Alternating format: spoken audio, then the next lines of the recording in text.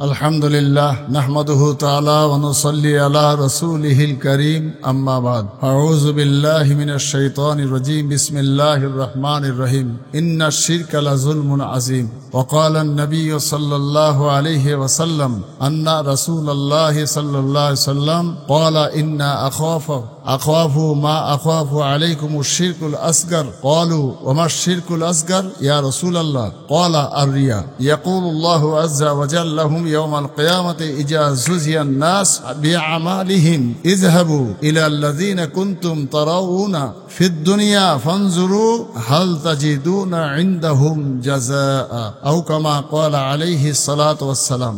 মহান আল্লাহ তার পাক কালামুল্লাহ শরীফে বলেছেন যে শিরক হলো চরমতম অপরাধ। আমি আল্লাহ সব অন্যায়কে ক্ষমা করি কিন্তু শিরকের গুনাহ মাফ করিনি। আর সেই প্রসঙ্গে রাসূল আকরাম সাল্লাল্লাহু আলাইহি সাল্লামের হাদিস মাহমুদ ইবনে লবিদ রাদিয়াল্লাহু তাআলা আনহু মুসনাদে আহমদে হাদিস শরীফের মধ্যে বর্ণনা করেছেন রাসূলুল্লাহ থেকে যে আমার রাসূল বলেছেন যে আমার ভয় হয় যে তোমাদের মধ্যে শিরকে আসগার অর্থাৎ ছোট ছোট শিরক। সাহাবারা বললেন ইয়া রাসূলুল্লাহ মা শিরকুল আসগার, হুজুর শিরকে আসগারটা কি? হুজুর করিম সাল্লাল্লাহু আলাইহি সাল্লাম বললেন আর রিয়া মানে অহংকার, লোক দেখানো।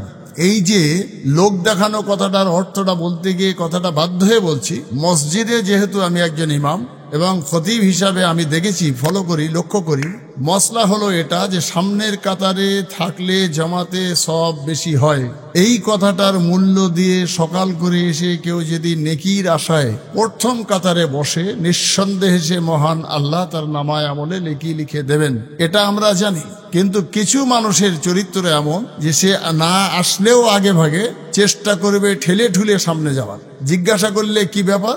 না আমি সম্ভ্রান্ত মানুষ, নামী মানুষ, দামি মানুষ, তাই সামনের কাতারের দিকে থাকলেই তার যেন দামটা বাড়ে। অথচ মসজিদে সামনের কাতারে যাওয়ার জন্য মানুষ ঠেলে ঠেলে যাওয়া, এটা তো চরম অন্যায়। সেই জন্য নামাজ সামনের কাতারে পড়লে নেকি বেশি হয় ভেবে কিছু দুর্বল শ্রেণীর মানুষ তাদেরকে সরিয়ে দিয়ে সবল মানুষেরা, সে শিক্ষায় হতে পারে, অর্থে হতে পারে এবং বংশে হতে পারে, সে আগের দিকে চলে যায়। এটা চরম অন্যায়। সেই অন্যায় কাজটা করে আর নেকি বেশি পাবো সেই আশা করলে ঠিক হবে, এটাকে রিয়া বলে। মসলা হলো এটা যে নামাজের ফরজের জামাত হয়ে যাওয়ার পর পজিশন বুঝে যদি জায়গা খালি থাকে, প্লেস হয়ে যায়, তাহলে জায়গা নেড়ে নামাজ পড়লে সব বেশি। তার মানে এই নয় যে একটা মানুষকে ঠেলে দিয়ে একটা মানুষের সামনে দিয়ে গিয়ে আরেক জায়গায় আমার সুন্নত বা নফল পড়তে হবে, এমন ব্যাপার নয়। মসলাটা হলো এরকম, যদি ফাঁকা বোঝে মনে করো যে আমার ফরজ নামাজের পরে জায়গাটা একটু নেড়ে দাঁড়াতে পারবো, সেরকম পজিশন থাকলে জায়গা নেড়ে নেড়ে নামাজ পড়লে সব বেশি। যেখানে নামাজ পড়বে সেই জমিন তার জন্য কিয়ামতের দিনে সাক্ষী দেবে। তাহলে এই যে সওয়াবের কাজ করতে গিয়ে একটা মানুষকে ঠেলে দেওয়া, এই যে নেকি কামানোর জন্য একটা মানুষকে পিছনে সরিয়ে আনা, আমরা দেখেছি যে আমার খুব ক্লোজ লোক, আমার খুব প্রিয় লোক, সে যদি আমার পাশে থাকে তাহলে আমি সেই লোকটাকে সরাচ্ছি না, কিন্তু আমার থেকে যে দুর্বল প্রকৃতির লোক তাকে বলছি তুই সরে রাখ। এটা কি হলো? তাহলে এটা কি নেকি কামানো না লোক দেখানো? সেই জন্যে কোনো মানুষ যদি পৃথিবীর জমিনে নেকি কামানোর কাজটা লোক দেখানো করে, সে পোশাক আশাকে হোক, টুপি দাড়িতে হোক, নামাজ হোক, রোজা হোক, দান খয়রাত হোক, আপনি জেনে রাখবেন সেই নেকির ভাগটা আপনি পাবেন না। হযরত রাসূল আকরাম সাল্লাল্লাহু আলাইহি সাল্লাম এই মুসনাদে আহমদের হাদিস শরীফ থেকে পরিষ্কার করে বললেন যে কিয়ামতের দিনে মহান আল্লাহ ওই লোকগুলোকে ডাকবেন, ডেকে বলবেন যাদের দেখানোর জন্য তুমি নামাজটা পড়েছিলে, যাদের দেখানোর জন্য তুমি এই ইবাদতটা করেছিলে, যাদের দেখানোর জন্য তুমি দানটা করেছিলে, যাদের দেখানোর জন্য তুমি কোরবানি করেছিলে, তুমি সেই লোকগুলোর কাছে যাও, দেখো তারা তোমার কি প্রতিদান দেয়। তার মানে বোঝা গেল কি যে মহান আল্লাহ তার নেকি বা প্রতিদান না দিয়ে সেই লোকগুলোর দিকে ঠেলে দিচ্ছেন যাদের দেখিয়ে তুমি পরহেজগারি দেখান। অর্থাৎ আপনার আমার প্রত্যেকটা আমল হবে আল্লাহ এবং রসুলের সন্তুষ্টির জন্য। তাতে সে পিছনের কাতারে হতে পারে, একদম সিঁড়ির মুখে দাঁড়িয়ে হতে পারে, উঠে দাঁড়িয়ে হতে পারে, রাতের অন্ধকারে কোনো দুস্থ অসহায় মানুষের দুয়ারে গিয়ে তাকে দানটা করে দিলে। এমনি একটা হাদিস শরীফের মধ্যে তো এসছে যে তুমি ডান হাত দিয়ে দান করো, বাম হাত যেন না জানতে পারে। কথার অর্থটা কি আমরা দেখেছি।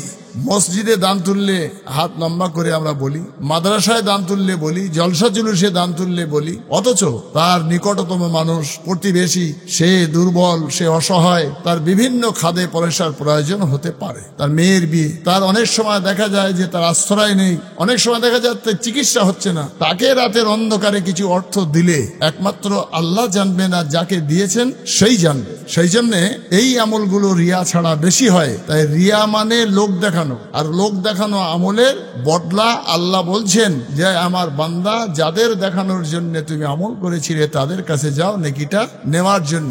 এটাকে শিরকে আসগর বলে, অর্থাৎ ছোট শিরক। কে বলছেন? রাসূল আকরাম সাল্লাল্লাহু আলাইহি ওয়াসাল্লাম। যখন একজন মানুষ নামাজে দাঁড়ায়, তারপর অন্য কেউ তাকিয়ে আছে বলে সে তার নামাজ সুন্দর করে, সেই নামাজটাই রিয়া। যদি কোনো মানুষ না থাকে নামাজটা তাড়াতাড়ি হয়, যদি মানুষ থাকে তখন নামাজ ধরে ধরে পড়ে, এইটাকেই রিয়া বলা হয়। আপনাকে নামাজটা পড়তে হবে as-salatu মিরাজুল মুমিনিন। আমি আল্লাহর সামনে দাঁড়িয়ে নামাজ পড়ছি, আল্লাহ আমাকে দেখছেন। এইটা মাথায় রাখলেই লোক থাকুক আর না থাকুক আপনার নামাজের ভিতরে ঘাটতি হবে না, নামাজের ভিতরে তাড়াহুড়ো হবে না, নামাজের ভিতরে আস্তে বা জোরে যেটা আমরা করছি মানুষ দেখানোর জন্য সেটা হবে না। বহু মানুষ আছেন তারা নফল নামাজের গাফেল, সেই লোকগুলো আবার লোকজনের সামনে পড়ে গেলে তারা আবার নফল নামাজটা পড়ে। যেমন মাগরিবের 3 রাকাত ফরজের পরে 2 রাকাত সুন্নত পড়ে পালায়, কিন্তু যখন দেখে যে তার আশেপাশের লোকেরা তার সমালোচনা করবে, এই ধরনের মানুষ কিছু আছে, তাদের দিকে চেয়ে সে 2 রাকাত নফলটাও পড়ে। অর্থাৎ এই নামাজটা কিয়ামতের দিনে বদলা আপনি পাবেন না। মহান আল্লাহ আপনাকে ওই লোকগুলোর কাছে পাঠাবে যাদের আশেপাশে দেখে আপনি তাদের সমালোচনার ভয়ে যে নামাজটা পড়েছিলেন। সেই জন্যে আমি আল্লাহ তাআলার কাছে পানা চাই রিয়া থেকে, এবং আপনাকে রিয়া মুক্ত আমল করার জন্য দোয়া করি। মহান আল্লাহ যেন আমাদের সবাইকে রিয়া মুক্ত আমল করার তৌফিক দান করুক। আর এই হাদিস শরীফটা হযরত আবু সাঈদ রাদিয়াল্লাহু তাআলা আনহু রাসূল করিম সাল্লাল্লাহু আলাইহি সাল্লাম থেকে বর্ণনা করেছেন যে আমি কি তোমাদের এমন একটি বিষয়ে খবর দেব যা আমার কাছে দাজ্জালের থেকেও বেশি ভয়ের? সাহাবায়ে কেরামগণরা বলেছিলেন, হ্যাঁ ইয়া রাসূলুল্লাহ। হুজুর তখন বলেছিলেন এটা গোপন শিরক। গোপন শিরকটা কি? যে মানুষ দেখছে যখন তখন নামাজটা ধরে পড়া, মানুষ দেখছে না যখন তাড়াহুড়ো করে পড়া, মানুষ দেখছে যখন দানটা লম্বা করে করা, মানুষ দেখতে পায় না বলে 2 টাকা ফকিরকে হাতে দিয়ে, ভিক্ষুককে হাতে দিয়ে একেবারে দানি সাজা, এগুলো হচ্ছে রিয়া। এটাকে গোপন শিরক বলে। কে বলছেন? হযরত আবু সাঈদ রাদিয়াল্লাহু তাআলা আনহু রাসূল আকরাম সাল্লাল্লাহু আলাইহি সাল্লাম থেকে হাদিসটা বর্ণনা করেছেন। মহান আল্লাহ আমাদের রিয়া মুক্ত আমল করার তৌফিক দান করুক। মহান আল্লাহ হাদিস শরীফের এই কথার উপরে আমল করে আমাদের সঠিক এবং শিরক, গোপন শিরক, ছোট শিরক থেকে আল্লাহ হেফাজত করুক। ওমা তৌফিকে ইল্লা বিল্লাহ। আসসালামু আলাইকুম ওয়া রাহমাতুল্লাহ।